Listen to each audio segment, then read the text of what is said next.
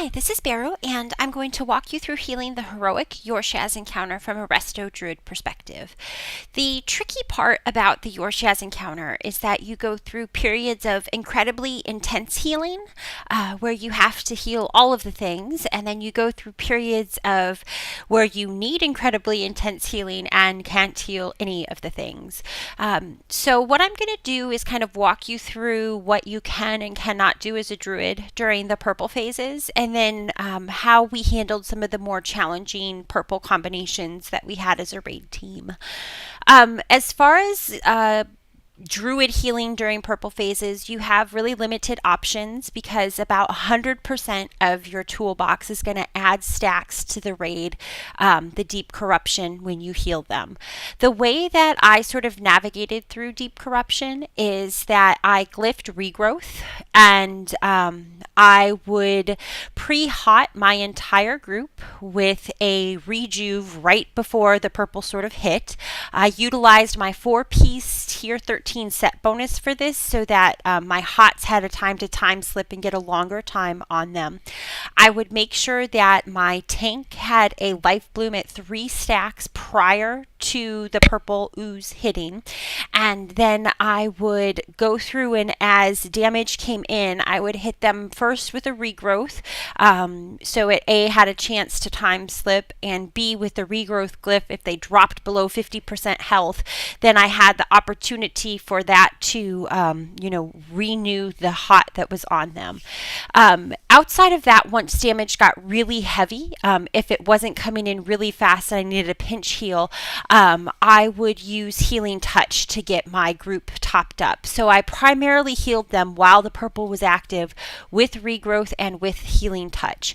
The other trick that you can do when your group is all spread in, is that you can Swiftmend on a pet to drop efflorescence under the raid, and it doesn't cost anything. That's the only free heal that we have. Throughout the duration of the fight here, you're going to see that my life bloom missing here is spinning wildly, and that is largely because putting life bloom on anyone adds a stack. Refreshing your life bloom adds a stack. So during the purple phases, it's really better to just let life bloom stay off. If you want it for a set bonus to, your 2 tier 12 to keep that active, stick it on a pet, because the pets don't get deep corruption and won't blow up. The tricky part to dealing with the tank damages, and you're going to see right here we just lost one, is that you can only heal tanks directly 4 times. Then the stacks get reset, and then you can heal them 4 more times. And so what you really have to navigate through is how to keep those tanks alive with the deep corruption stacks at 4 without them dying. And sort of here's how it works. We had a shaman healing the tank. We put the shaman on the tank for a number of reasons. One of which is that they've got that ability that increases the tank's life when they heal, but then also because they can do massive amounts of single target healing, as evidenced when Braid was looking through death logs one night and went, holy shit, Borsk just hit the tank for 140,000 healing, greater healing wave. So they can do a great job at that. And because the majority of their other spells can be problematic during purple phases. So we put the shaman on the tank, and then what we did is we had a paladin beacon the tank, and then he was assigned to a group, but if his group did not need healing, then he healed a turtle pet that was spec'd into receiving improved healing, and then that would then transfer to the tank stack free. What we're looking at right here now is one of the more challenging ooze combinations, which is purple and black. The reason that it's so challenging is because you not only have fairly significant damage from the black phase, but you have, all of the ads that come out. The psychic slice hurts people. They hit on your clothwear is pretty hard. So the way that we handle the purple and black phases is we go through a cooldown rotation. We used Spirit Link Totem, which is absolutely amazing amazing here. We used power word barriers, which worked exceptionally well here as well, to help mitigate the damage that the actual raid was taking. And then we also used tanks, 4-piece tier 13 cooldowns, which have a raid effect, so that the raid damage that was received by the raid was mitigated quite a bit in the damage coming in. Now, what we're going to go into in the video right now, unless I'm mistaken, is a purple, yellow, black. And the purple, yellow, black is an exceptionally painful combination because the red does twice as much damage. You get 2 waves of adds on your raid, and the black damage is doubled. So while you can heal, it requires an enormous amount of healing done from your raid. So the way that we handle the purple, yellow, black is we cycle through cooldowns. We are going to start with the power word barrier to help mitigate the damage. Following the barrier, we go into a raid wall. Following that raid wall, we go into another power word barrier. And then at the end of that, we're going to utilize tranquility on that to make sure that we get the raid topped off and can survive all of that damage. I tend to use Tree of Life in either the red, black, yellow, or the blue, red, black, which is also a little bit tricky because a lot of healing is needed. So as we go into this red, black, yellow, I immediately trigger Nature's Grace and I start healing everything in sight.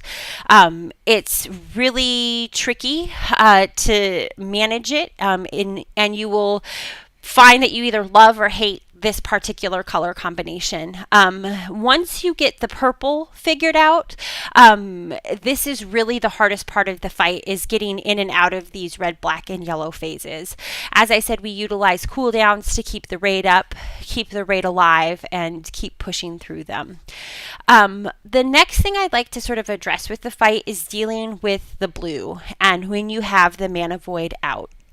The way that we handled this is the very first time there was a mana void, we ignored it. We utilized all of our cooldowns. All of our priests, including our shadow priests, used their mana hymn. We used Spirit Link Totem. Mages saved their evocates. I saved my innervates. Our moonkin saved their innervates. And we basically just survive on dealing with the limited mana.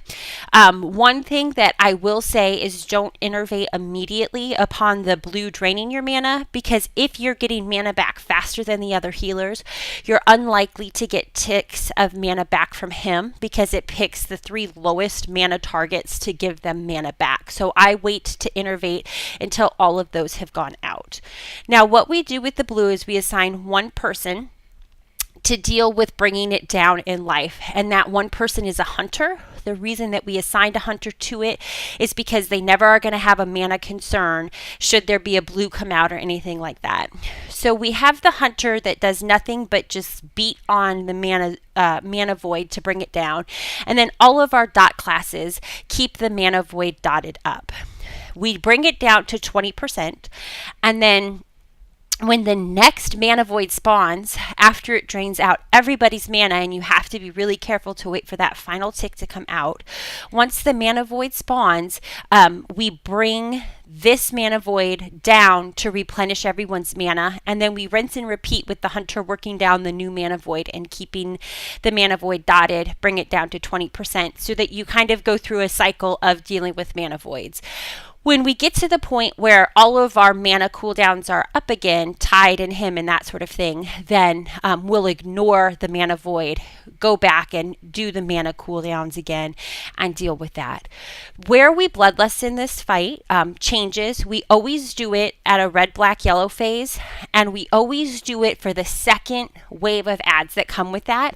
So that is going to happen. Those adds spawn almost immediately after